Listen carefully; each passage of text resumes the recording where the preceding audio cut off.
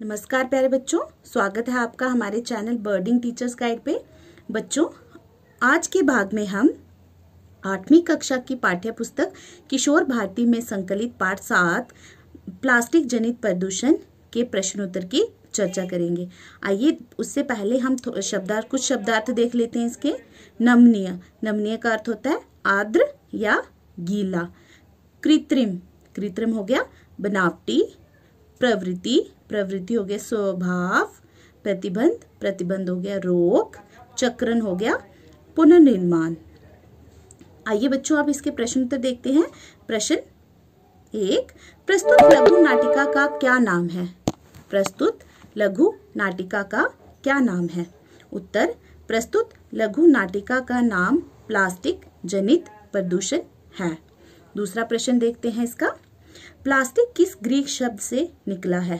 Plastic प्लाटिकोस Greek शब्द से निकला है, जिसका अर्थ है नमनीय पदार्थ जिसे किसी भी आकार में ढाला जा सकता है। तीसरा प्रश्न, प्लास्टिक से कौन कौन से रसायन निकलते हैं? किन्हीं दो का नाम लिखो। उत्तर देखते हैं इसका। प्लास्टिक से sulphur dioxide, nitrogen, carbon, hydrogen, chlorine आदि रसायन निकलते हैं। बच्चों, इसमें आपने किन्हीं दो के नाम लिखने हैं। अगर आप लिखना चाहो तो सभी भी लिख सकते हो। अगर सभी आपको डिफिकल्ट लगते हैं तो आप किसी दो के नाम भी लिख सकते हो। आइए देखते हैं इसका चौथा प्रश्न। प्लास्टिक के दुष्परिणाम क्या हैं? तो हम देखते हैं इसके क्या क्या दुष्परिणाम है, क्या बुरा प्रभाव पड़ता है इसका। प्लास्टिक के निम्नलिखित दुष्परिणाम है। क, प्लास्टिक के प्रयोग तथा जलाने के कारण कई विषैली गैसें हवा में रस जाती हैं, जिस कारण वायु प्रदूषण तथा कैंसर, शरीर के रोग तथा सांस की बीमारियां होती हैं।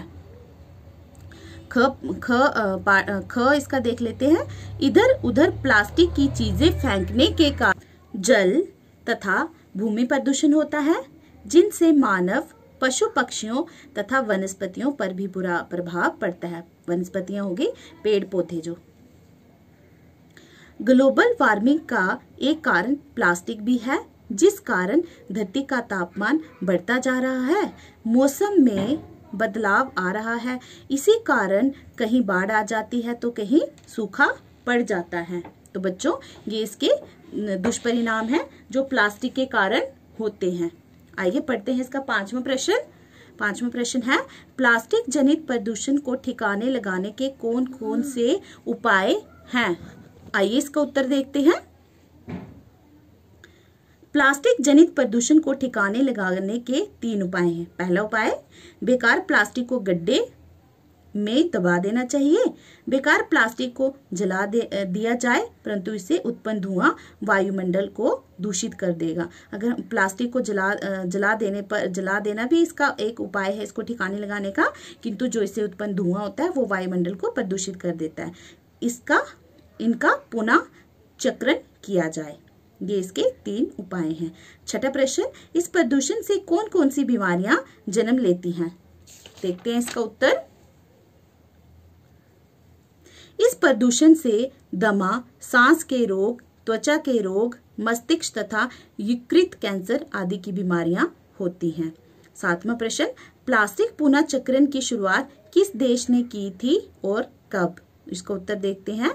प्लास्टिक पुनः चक्रण की शुरुआत कैलिफोर्निया ने सन 1970 में की थी। आइए इसका लास्ट और 8वां प्रश्न देखते हैं। केंद्र सरकार ने किस सन में प्लास्टिक जनित प्रदूषण को रोकने के नियम बनाए थे? तो इसका उत्तर देखते हैं। सन 1999 में भारत सरकार, ये केंद्र सरकार ने प्लास्टिक जनित प्रदूषण को रोकने के नियम बनाए थे। तो मुझे आशा है कि आपको ये अच्छे से समझ आ गए होंगे। धन्यवाद।